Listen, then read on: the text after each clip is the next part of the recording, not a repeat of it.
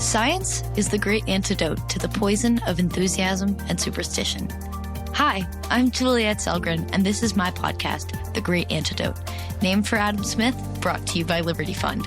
To learn more, visit www.adamsmithworks.org. Welcome back. Today, on December 7th, 2022, it is my great pleasure to be talking to Professor Pete Boettke. He's currently a professor of economics and philosophy at George Mason University, and more importantly for us, he's the holder of all knowledge when it comes to the history of economic thought, mainline economics, and Austrian economics in particular. When I was thinking about what to interview him on, because I knew I wanted to interview him, but there are so many topics that we could explore, right?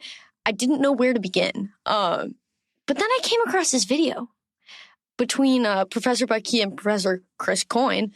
Go listen to that interview, listeners, about the late economist Don Lavoie and his work relating to central planning. And I thought that would make a perfect topic. So we're going to get into that, who he is, what he contributed, and all of that. But for now, welcome, Professor Boettke. I'm thrilled to be here with you. This is a great opportunity. So, before we begin, what is the most important thing that people my age or in my generation should know that we don't? That while curiosity might kill the cat, it fuels the scholar. So be curious and be compassionate, and that economics, properly practiced, is the most important tool for the curious and the compassionate. And so if I could communicate that to your generation, I'd be thrilled. Economics, science enables ordinary individuals to rise to the height of observational genius, while a genius without the aid of economics is often reduced to speaking nonsense. And it's through economics that we can, in fact, become effective and in our compassion, rather than just simply foolish about our compassion. And so, So if I communicate that to your generation, that economics is a tool for the curious and the compassionate, I'd be thrilled. I mean, I get that. I would like to think that, but listeners, you heard it here, and it's not just from me. All right. So let's get into Don Lavoie. Obviously, amazing economist, and we'll get into that. But can you tell us a little bit about who he was, what he was about, and why so few people know who he was, even though many of his students, including you, are well known? Well, let me start with the last question, which is a very sad but very short answer, which is Don died when he was 50 years old. And he died over 20 years ago. And so, a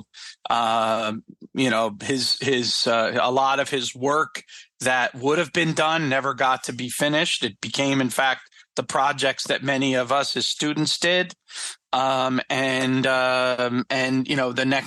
next generation and whatnot don't hear about him as much, except through the stories that his students tell about him, but they don't have direct access to his writings, which is one of the reasons why we brought out his two classic books just a few years ago in paperback, and so your listeners can get them very cheap and in good condition. But Don had a bigger project which he had in mind called Understanding Political Economy, and he never got to write that, and it's never been completed, and we're hoping someday to be able to fill in the gaps of that and bring that and make that available to the next generation. But for right now, the chapter that students that care about liberty should read is in his book, National Economic Planning, What is Left, Chapter 7, which is his a good summary of his broad social theory and the way he sees the implications of the lessons he learned from the grand socialist calculation debate for the way that we organize our society and whatnot. And I think his message there is as relevant today as it was in 1985 in a rather tragic way, because we haven't learned enough of the lessons despite all the things that went on in between that. So yeah, that's why Don isn't known. He unfortunately passed away at a young age.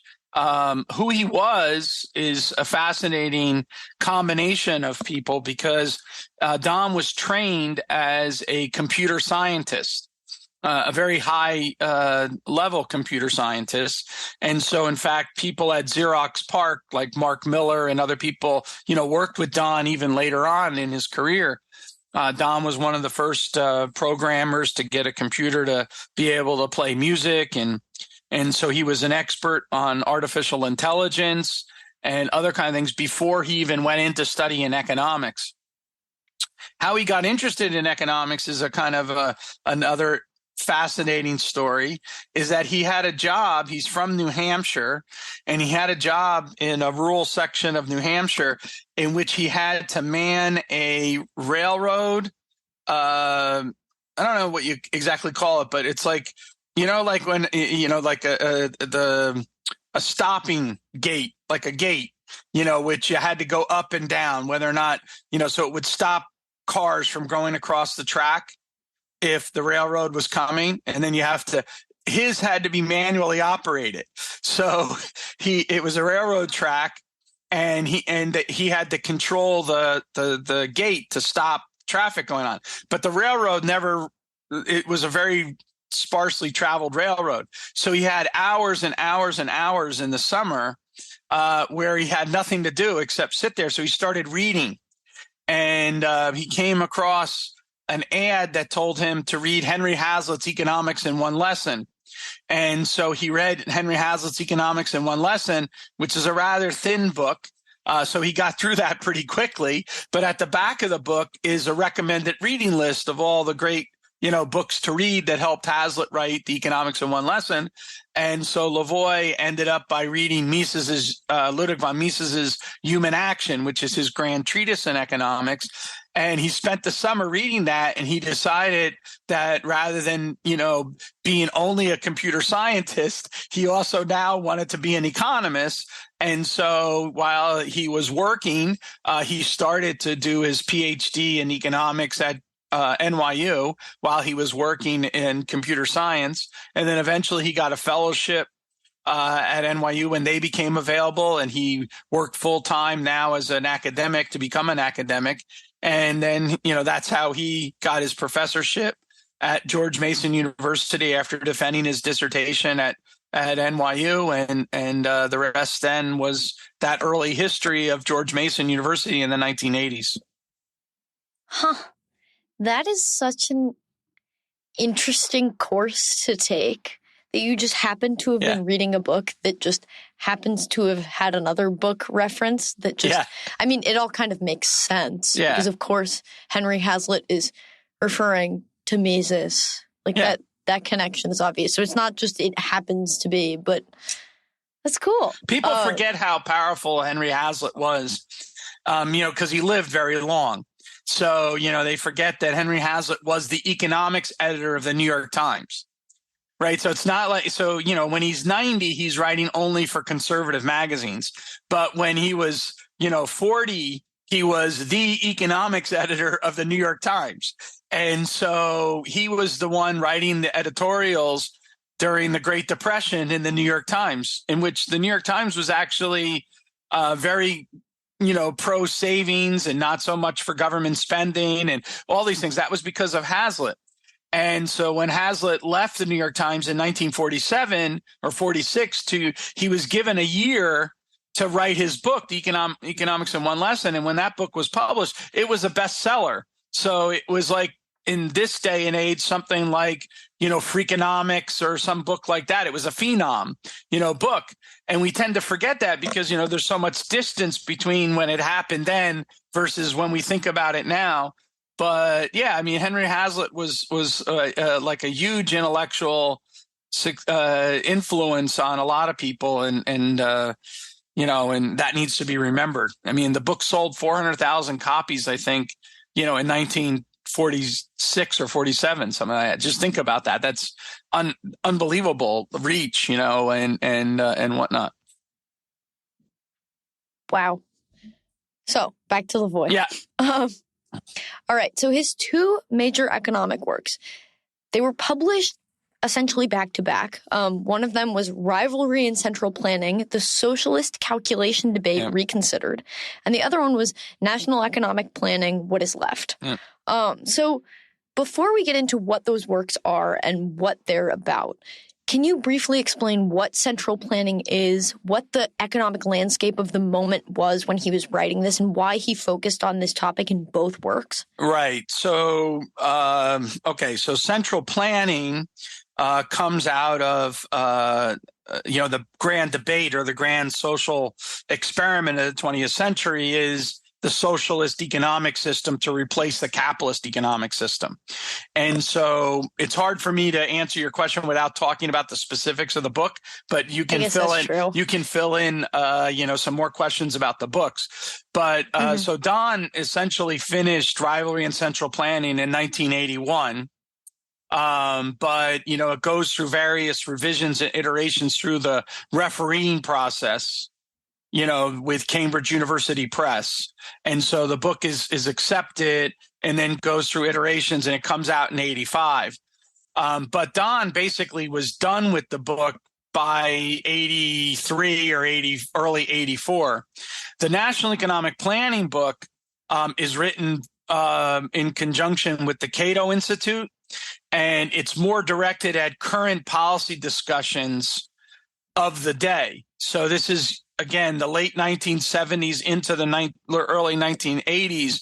The economic system was suffering from stagflation in the 70s and a general sense of malaise. So to get a sense of this, if you watch the movie Miracle, which is about the U.S. hockey team beating the Russians in 1980. There's a lot of background in that movie about the long lines at to get gas, the unemployment rate, inflation, basically all these things. And so there was a declining of the Rust Belt, what was called the Rust Belt in the United States, which is the industrial centers like Pittsburgh and Detroit and, sort of the whole Midwest sort of industrial belt was somehow being transformed and being outcompeted supposedly by Japan and the East Asian tigers. And so there was a call for a renewed effort at national economic planning in the United States to ensure our industrial base. So they called for planning of the economy to make sure that we didn't lose our industrial base. Okay. So that's that. So you have the socialist experiment of the Russians and others, which is based on their interpretation of Marx. Marx has very specific criticisms of capitalism. The opposite of those criticisms is going to be what socialism can achieve. So if one of those things is that, following Adam Smith, the market is based on the invisible hand, right? What we're going to have is now the visible hand, that's central planning, rather than the anarchy of production of the invisible hand. We're now going to have rationalized production of the central planner. All right. And so that led to that experiment, but it was eerily relevant to the discussions that were being made in the early 1980s about what we should do in the United States to save the industrial economy of the United States. All right. And so what Lavoie does in the first book is he lays out the entire discussion from Marx and then into the various debates over central planning. So Mises' challenge to the rationality of central planning. All right. And that Mises basically said that without private property in the means of production, you're not going to have a market for the means of production. And without a market, you're not going to have the relative prices. Without the relative prices, you're not going to be able to calculate rationally how to allocate, scarce resources among competing ends in the most efficient way possible. So you're not going to be able to engage in that rational economic planning. right? Because you can't calculate, you can't rationalize production. And the whole goal of socialism was to rationalize production, right? And Mises shows that that's not going to happen. And so then the debate continues with other people trying to answer Mises's challenge. And that led to market socialists like Oscar Lange and Abel Lerner. And they developed models of what they called market socialism. And Mises and Hayek, especially Hayek in this regard, respond to them and try to argue that they're still missing the point that Mises is making. And so by the 1950s, this debate is kind of at a standstill, where the market socialists are declaring one thing and the Austrians or the market process people or market theorists in general. G. Warren Nutter, who was a great University of Virginia professor, has a fantastic essay in this debate called "Prices Without Property is a Grand Illusion," alluding back to Mises's original point, which is that without private property, you can't have those prices. So they were just using, prices in a model sense, not prices that emerged out of exchange behavior. And so those don't really solve the problem, but the debate was kind of in a standstill. And then Lavoie's National Economic Planning book, what it does is it picks up and looks at the next generation of arguments that people made to try to answer the criticisms like input-output tables and other kinds of methods of central planning, which all prove to be, Lavoie demonstrates, suffer from power problems and knowledge problems. And then that's going to then also be the thing that's going to undermine these calls for national economic planning, right? And so that's why these two books, they fit very nicely together, because one is the theoretical debate, and then the other one is the more contemporary debate applied to America in the 1970s and 1980s. And what's eerily relevant is that, as your listeners may know, there's calls now for national conservatism and these other things, which are making the same arguments about a national economic plan to save American jobs versus the international economy and globalization and things like that. And so Lavoie's book is as relevant today as it was, in 1985. So anyway, that's a little long-winded. I apologize. But maybe we can dig deeper into the content. Yeah. So a point of clarity on the history first. So the Soviet Union, there's all this socialism stuff going on, and us, America, we were trying to do the same thing, or a similar thing, but a different thing. But there's also the Cold War that's happening. How, I don't know, did economists really think that part of me is, maybe this is the good way to frame it. In my public choice class, we were looking at the preferences of economists as outliers compared to the preferences of the regular population when it comes to policy. And so does that mean that at the time economists were less convinced of capitalism, I guess? Sure. I think this is a really great point that you're raising, because part of those opinion surveys, that's what Brian Kaplan uses a lot in his work. They're based on surveys that were done after Reagan. So after the collapse of communism. And so of course, it's a little different survey. Imagine if you did that same survey in 1937 in the midst of the Great Depression. And that's how you have to think about this stuff. So what happened was the Great Depression and the battle over what caused the Great Depression. Was it caused by the sort of capitalist speculators, getting out of control, and the inability of the market to be self-correcting? That's kind of the Keynesian interpretation. The market's not self-correcting. That's why you have an unemployment equilibrium, when you're in a standard Keynesian cross model, and that the only way that it could be fixed is to have government from the outside fix it. There's no way that the actors in the model themselves could fix it. So that's the Keynesian answer, and that became the dominant answer to the Great Depression, not the Austrian story of the business cycle or the monetarist story. Neither one of those became the dominant view, though they always were in the air, but they weren't the dominant view. The dominant view, defined by Paul Samuelson and others, from his Principles book, which first edition is, I think, 1949.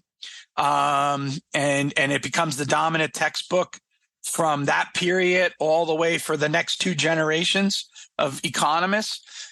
And so there's a loss of faith in capitalism. There's a belief that government can, serve only the good, that you can assume a benevolent despot that only wants to do the public interest. This is why public choice becomes such an important counterpoint in the period between 1950 and 1980 when it was developing, because the dominant strand of economics was one in which assumed that there was market failure, and that government was the corrective. So you have market failures, government is the corrective. And the main development of public choice was to examine, when government acts as a corrective, perhaps government fails, right? And we examine that. So you have market failure and government failure. And part of the development of the entrepreneurial theory of the market process, which evolved out of the socialist calculation debate, was to say markets fail, but use the market to fix the failure, because the nimble and alert entrepreneurs, either the entrepreneur is going to self-correct or another entrepreneur is going to step in to correct for the error and move prices in the right direction to allocate resources more effectively, as opposed to the government actor who faces a different set of incentives rather than the profit motive. And that's the development of public choice that happens in that period after. But it's precisely because people have lost faith in the market and think that the government is the corrective that you have to address those issues. And just to put a fine point on this, related to what you were talking about in the Cold War, is if you study the history of development economics and the history of high development economics, that all takes place after World War II, right? In which now we have the post-colonial independence movement. So a lot of the colonial regimes are now moving to being independent, but they're relying on advice from either the Soviet Union or from the United States about how to do that. And what we did in the United States was we exported a modified version of planning to development in the same way that the Soviets were doing development planning. And so that's one of the other things that happens in the 1980s, is that this development planning model, because of the lack of convergence that we see, in growth rates in the economy, right? So this is the hockey stick, but you also see that there's countries are getting more and more unequal. This is, in 1980s, 1990s, the development planning model had failed. And so that's why you get books like Bill Easterly's book, The Elusive Quest for Growth, which, just goes through every single step. And it's the same thing as the central planning debate. He's trying to examine development planning, and he goes through in every single step and says, look, incentives matter. They face an incentive problem. They face a knowledge problem when they try to do that. And so the era of globalization was the recognition that the development planning model had fractured, and now we opened up to trade and innovation as the driver of growth and development, rather than the idea of government wisdom as the path for development. And that becomes a very important story to tell. Yeah. So Rivalry and Central Planning is often presented as a book that finishes Mises and Hayek's argument in the socialist calculation problem. What does Lavoie contribute to their argument? So it's a great question. So the first thing to get sorted out is what actually is the functional significance of economic calculation. So the functional significance of economic calculation is that it allows the economic system to sort from the array of technologically feasible projects, those projects which are economically viable. Okay? So there's many ways in which, say, to build a railroad. And just building the railroad on basis on technological knowledge, you might end up by trying to build your railroad tracks out of platinum, because platinum is a better metal for railroads to go on. They would be smoother, it lasts longer, all those things like that, right? But platinum has higher valued uses. How do you know that? Because of the market mechanism, all right? And in fact, the use of that platinum would be far more expensive than what the railroad could yield.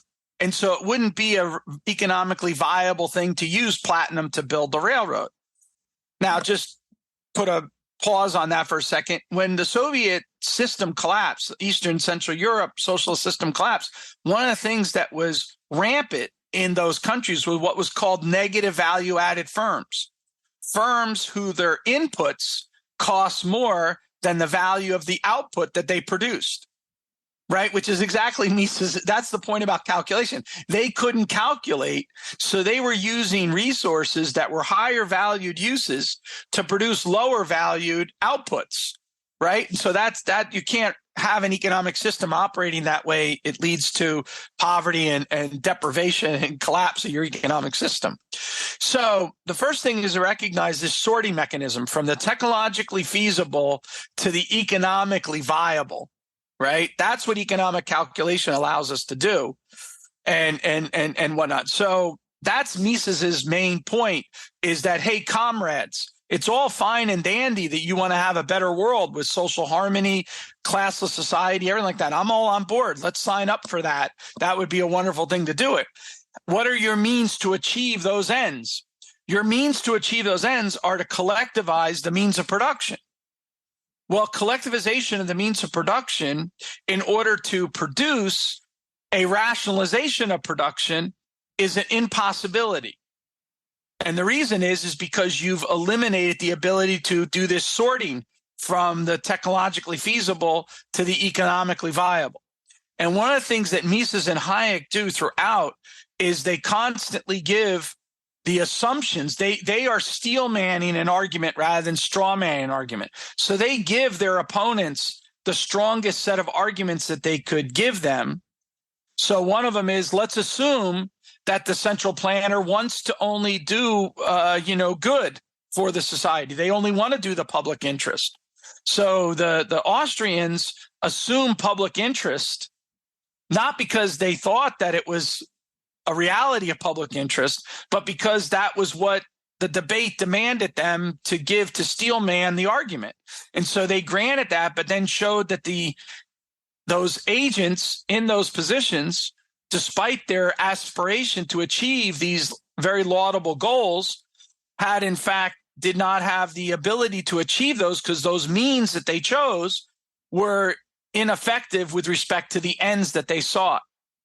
And so that debate goes in various iterations. So when the market socialists come about, they no longer defend the same kind of position that the socialists defended, the older Marxist socialists. They now are going to use markets. So they want to use market mechanism or a simulation of a market mechanism in order to help plan. And so that's what Lange and Lerner are trying to do. They're trying to simulate the perfect competition model, but the perfect rather than the auctioneer, the Walrasian auctioneer in that model, they're now going to have the central planning board is going to be that individual in that position. And that's what leads the Austrians to really stress this idea of the competitive process is the reconciliation process of how it is that prices, property prices and profit and loss end up by coordinating our economic activity. So let me just say something about that very quickly, and then I'll be quiet, which is that what's going on there is that in the central planning board, in the Walrasian model, the Walrasian auctioneer does what's called pre-reconciling of the plan. So there's bids and asks in a market, right? And so what happens is the Walrasian auctioneer reconciles all the conflicts between the various bids and asks. And when they finally post the price in a Walrasian system, a perfect competition model, right? What you have is a unique price and quantity vector, which will clear the market. They pre-reconciled that. So there's no trading going on. So I know that you've done some experiments. So in the experiments, the market experiments, which Vernon Smith innovated, which people like Charlie Holt and others have replicated, thousands of times, there's no pre-reconciliation, right? What happens is the prices emerge and the coordination emerges in the trading itself, right? And so it takes 2 or 3 rounds, and then all of a sudden you're at the equilibrium price, right? Well, that's the Austrian market process story. That's why Vernon Smith calls it the Hayek story, right? Or the Hayek hypothesis, because what's going on is the emergence of the equilibrium price and quantity emerges from the trading behavior, buying low, selling high, right? Getting penalized when you buy high and sell low, these kind of things. That's what generates the outcomes. And so the Austrians started to emphasize that aspect of the competitive behavior, the rivalry, rather than the end state. So rather than the equilibrium end state, think of all the things in a supply and demand curve to the left of where the price and quantity meet. And you see there's surplus in consumer surplus and producer surplus, and that gets bid away by exchange behavior. And so it was studying that exchange behavior. So the institutions exchange and the institutions within which exchange takes place, that becomes the primary focus of an economist rather than the equilibrium condition or the end state. And that is how the debate sort of emerged. And so they were talking past each other because the Walrasians are focused on the end state and the Austrians were saying, oh, but how does the end state ever come about in the real world? It comes about through trade and exchange. You're not studying what are the conditions of trade and exchange. So what's the first condition of trading and exchanging is what? Mine and thine.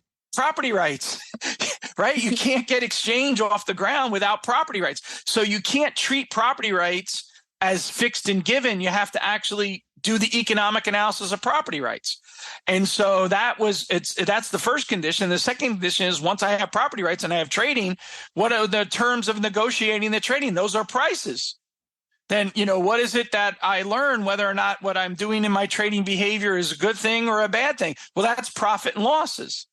And so the role of property, prices, and profit and losses is what the Austrians, Mises and Hayek, and then Israel Kirzner in the development of entrepreneurship, and then Don Lavoie, who's Israel Kirzner's student, is now emphasizing to contrast with a world of perfect competition and with a zero profit condition and all those other kind of things that you might, remember from just the model, right? So the model gives you the end state. The Austrians give you how it is that the end state ever comes about. And so that's where Lavoie picks up the debate to stress again, hey, guys, you got to remember that with all your, pyrotechnics, right, that are giving me these equilibrium end states, we still have to explain how it is that human behavior results in that end state. And that's what, that means that we have to focus on various things having to do with property, prices, and profit and loss. And in national economic planning, he talks about these things kind of through the lenses of the problems, like the knowledge problem and the power problem. Yep. So can you lay out what those are and how they relate to each other? So I've talked a little bit about the knowledge problem, which is just how is it that you come to know what to produce, how to produce it, and for whom are you going to produce it? Right. So any economic system has to answer, those kind of questions, the how, what, and for whom. Right. And the market system does that through the adjustment of prices as guides, property as incentives, prices as guides, and profits as luring us and losses as disciplining us. So do you see how all those systems work together to coordinate economic activity so that the most willing consumers and the most willing producers end up by aligning with each other? So, right. And so that's how the market system operates. And then the question is that let's get rid of the market system. Well, we still have to have some mechanism that answers that question for us. Right. And so does voting do that? Does planning do that? So they face the same knowledge problem of answering, how, what, and for whom. Right.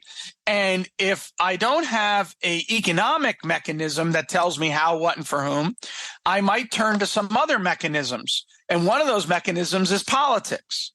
But how does politics operate? It operates basically on this power principle.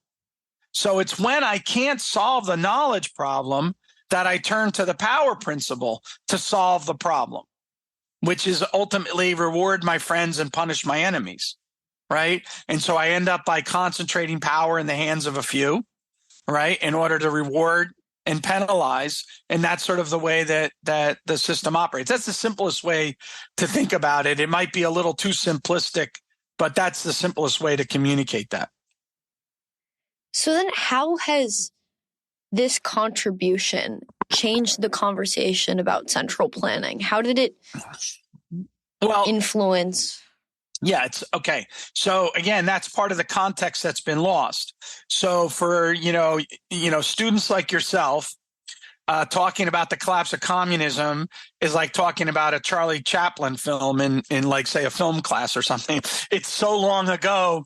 You see pictures of 1989 and people on the Berlin Wall, and, you might wonder like, oh, well, they were just having a grand old time drinking champagne or something up there rather than the context of it, right?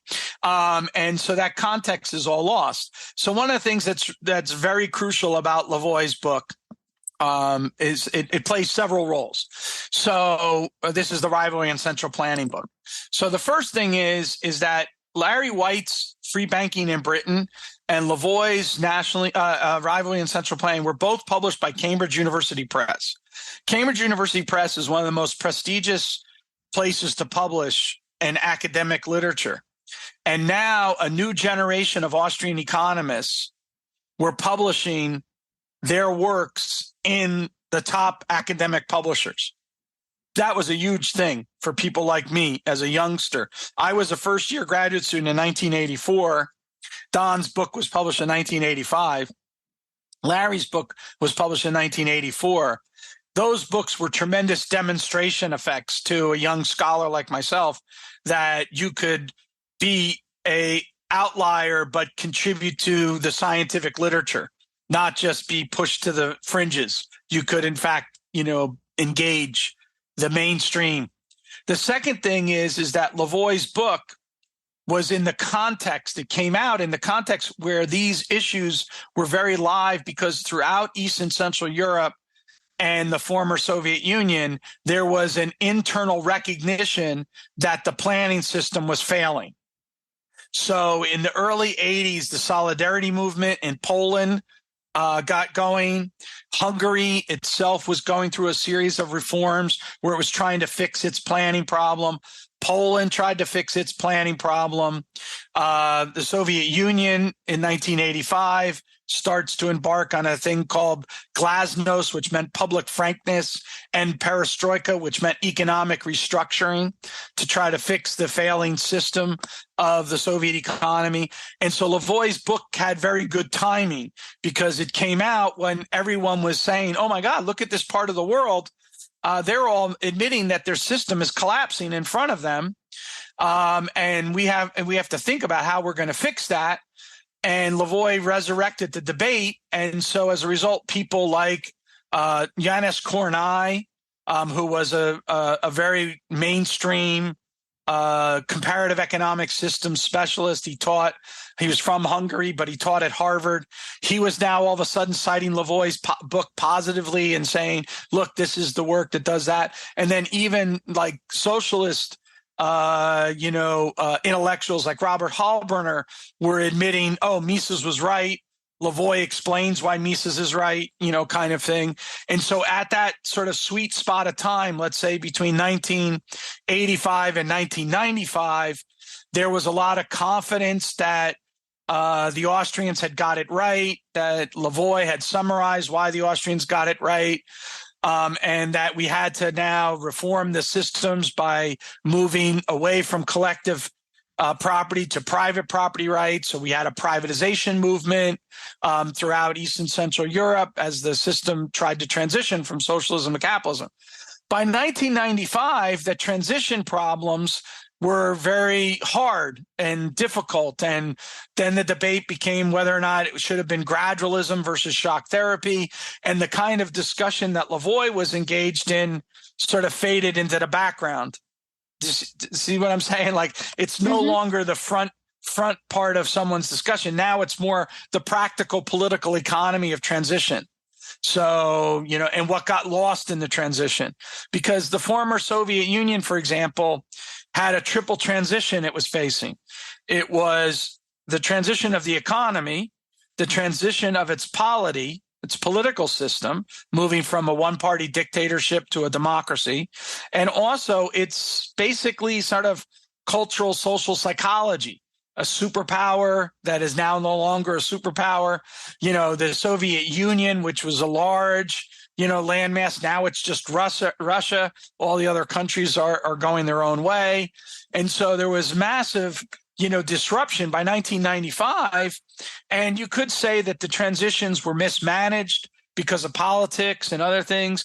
And so, in 1992, the ruble exchanged for a dollar, 180 rubles to a dollar. By 1995, it was over 5,000 rubles to a dollar. And that's during a time when supposedly they were following monetarism, which of course they weren't.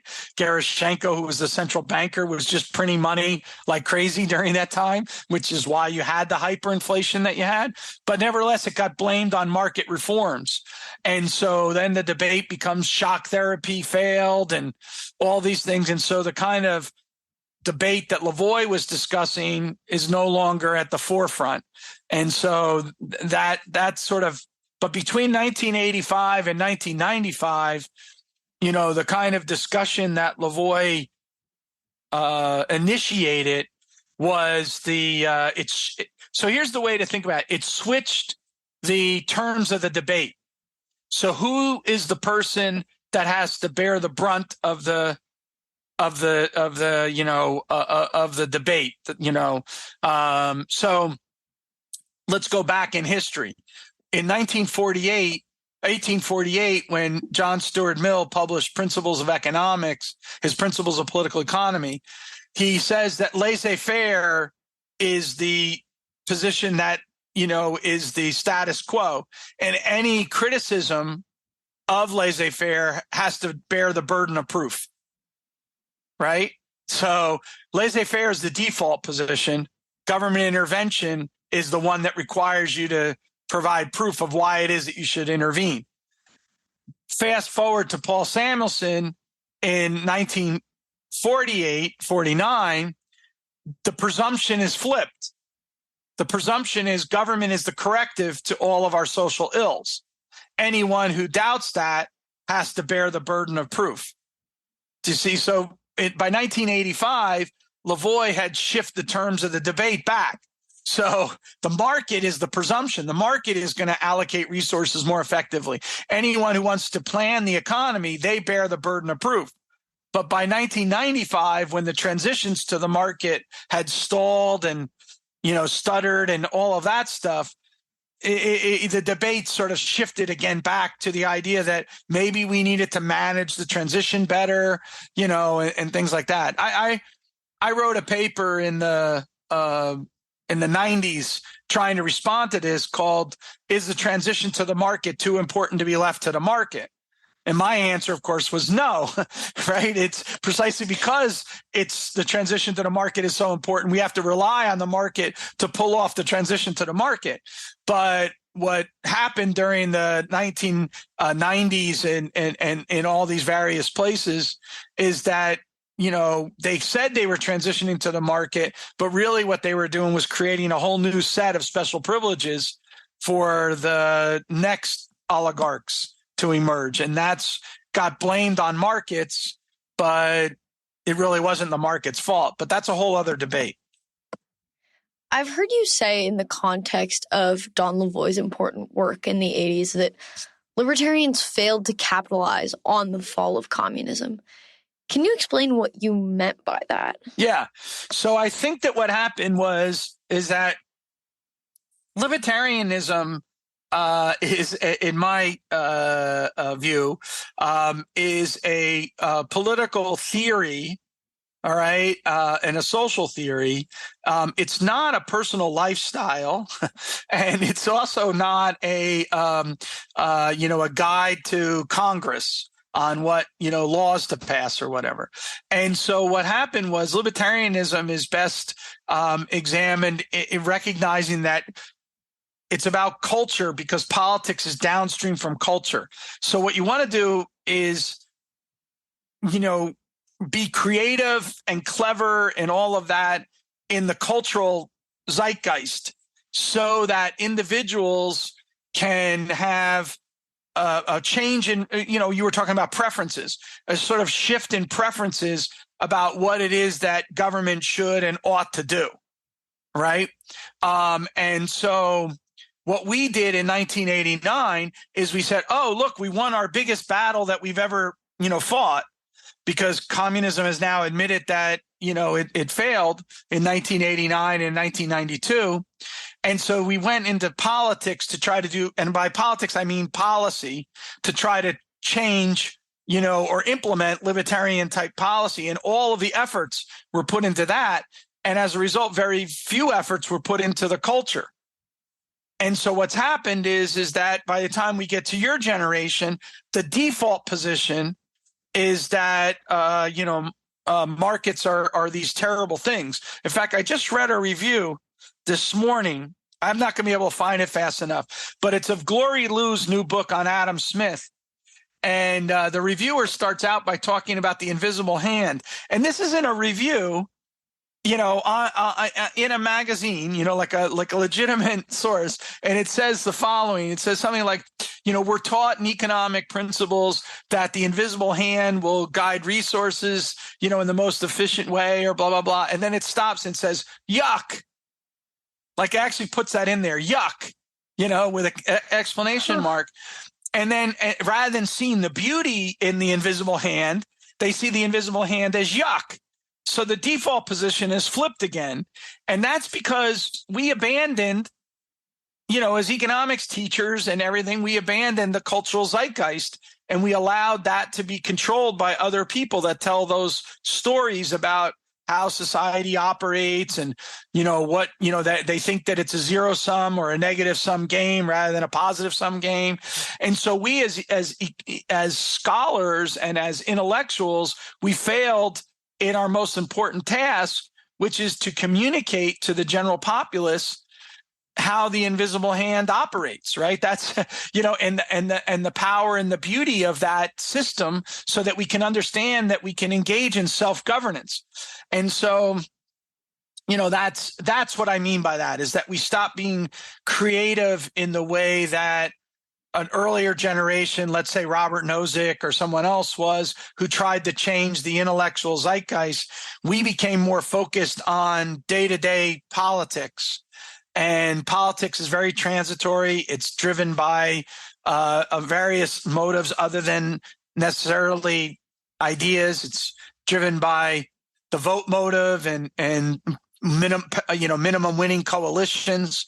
So you end up with strange bedfellows, right? Because you need to have a minimum winning coalition. So you try to work with people to be part of your minimum winning coalition, but those are people that you might not want to be standing next to. And so I think that a lot of the issues that happen with libertarianism and conservatism that have been indicted over the last, since you were in high school till today, it's a lot of it was just because we were involved in politics rather than sticking to our principles and our hope to construct a workable utopia, which is, I think, a more creative task.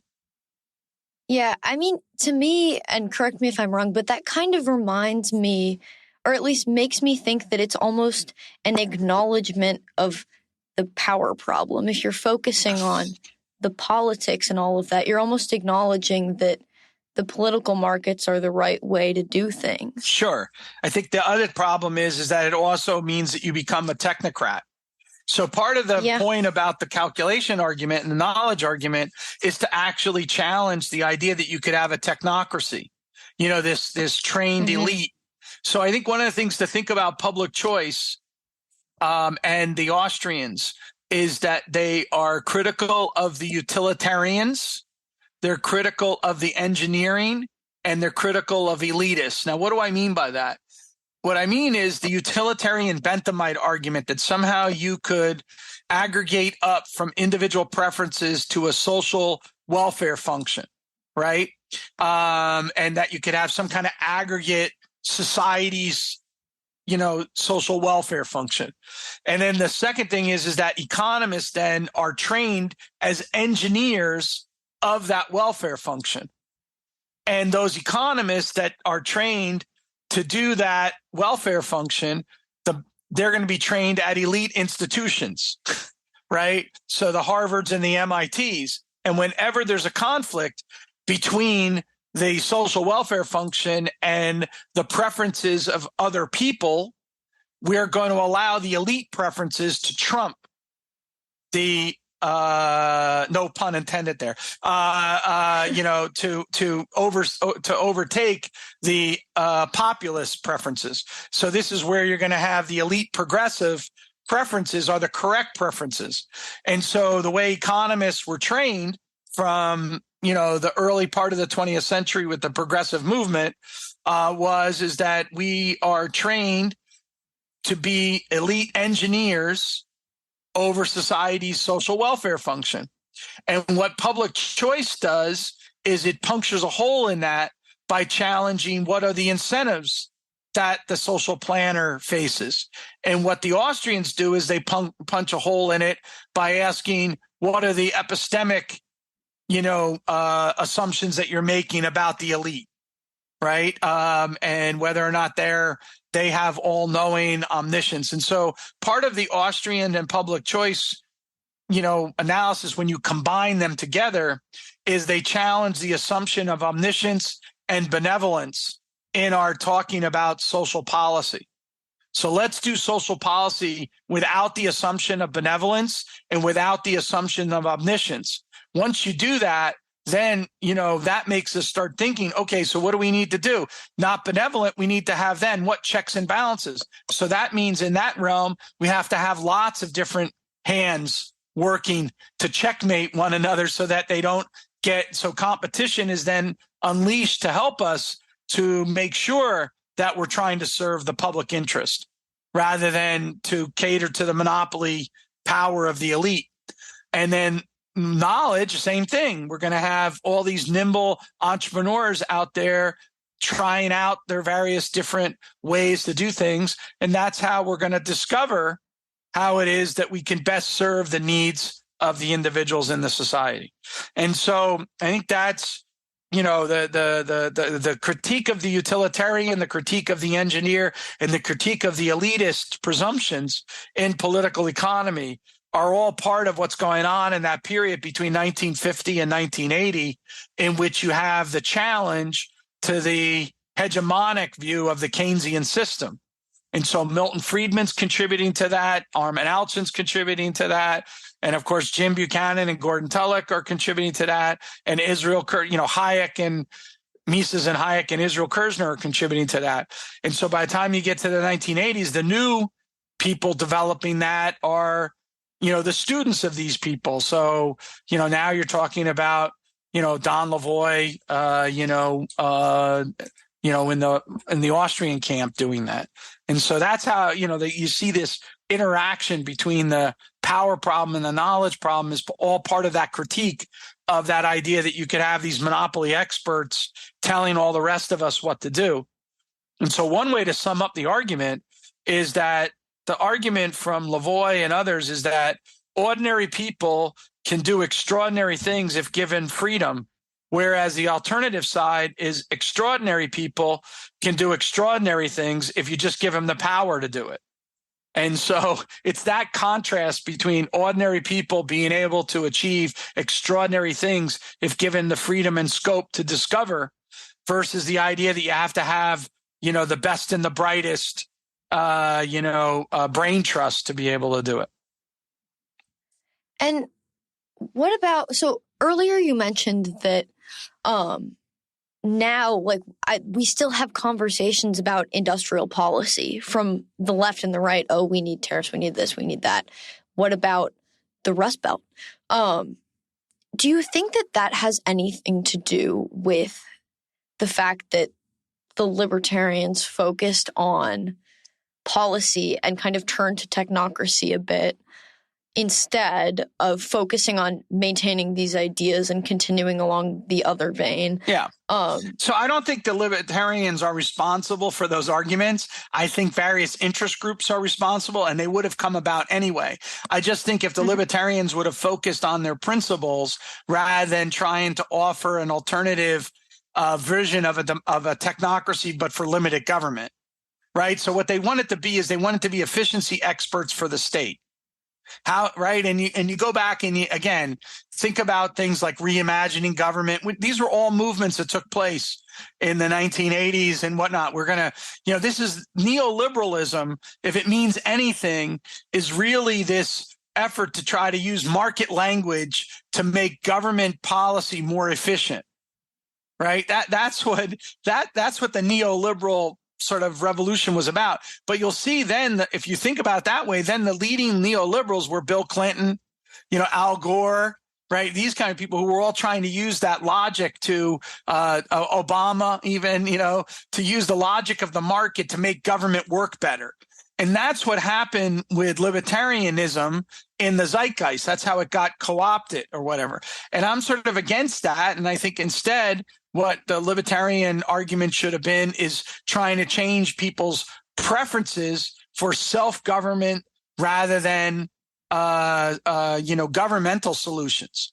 So governments, right, local, decentralized, overlapping, competing, various different forms of governance, which include also purely private sector governance, would be solutions. And we have a great test case of this, which is that in 2008 and 2010, we had the global financial crisis. How do we respond to that?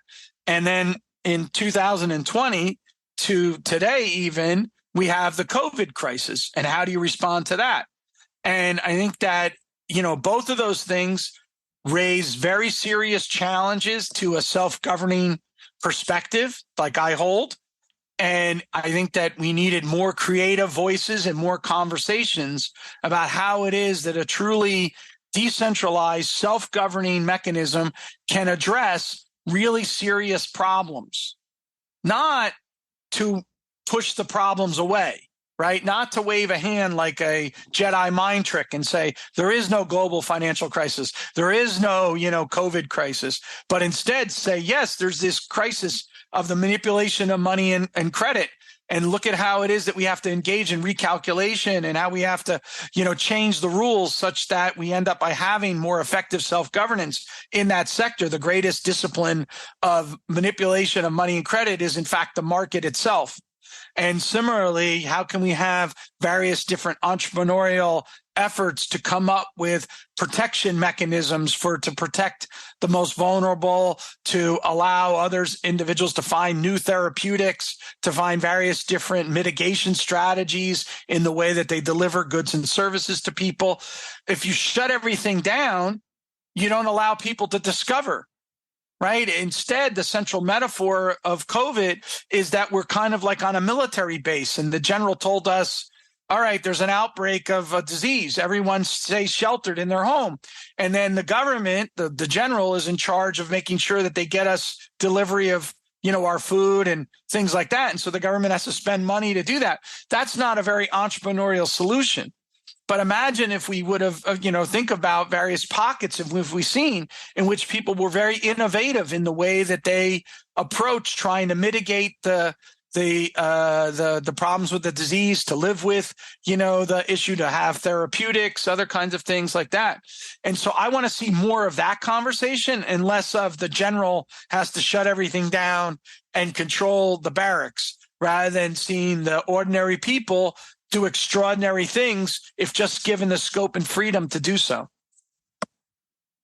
Thank you for sharing so much of your wisdom with us. I wish I had more time to ask you even more questions, but I have one more. Yep. What is one thing that you believed at one time in your life that you later changed your position on, and why? So that's a hard question, because I've changed my mind on many things, especially, the idea of having a limited government, that you could have checks and balances effective enough to overcome the power problem, that could be sustainable. Basically, whether or not constitutions are contracts that can discipline opportunistic behavior, or whether or not they have to be coordination mechanisms which allow us to coordinate rather than, basically public beliefs. So I have much more power in what I was just talking about. And now I believe that much more turns on public ideology, so that you have to have a greater sense of understanding of how it is that a self-governing democratic society operates in order to achieve it, and much more citizen engagement than I used to believe. So I used to believe you could have a free society even though you didn't know how a free society operates, right? That's one of the beauties of spontaneous order. We have it even though we don't even understand it, right? And I used to think that could be writ large, but now I'm not so sure. I know there's some tipping point, but I think that we need to have more.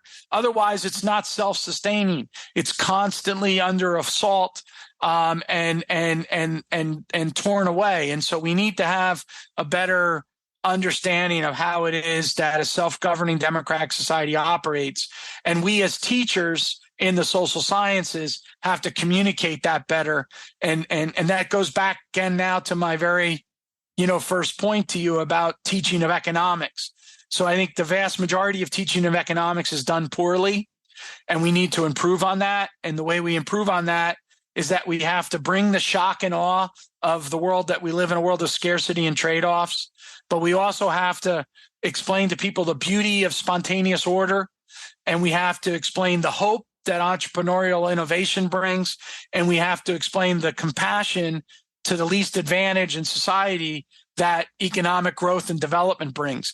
And when we do that, I think we demonstrate to our students, or especially our young people, that curiosity is such a driver, that this is a great tool for the curious and a great tool for the compassionate. And so that's what I really hope that we as economic instructors can do a lot more of, so that we can communicate with people what are the general principles of a self-governing society.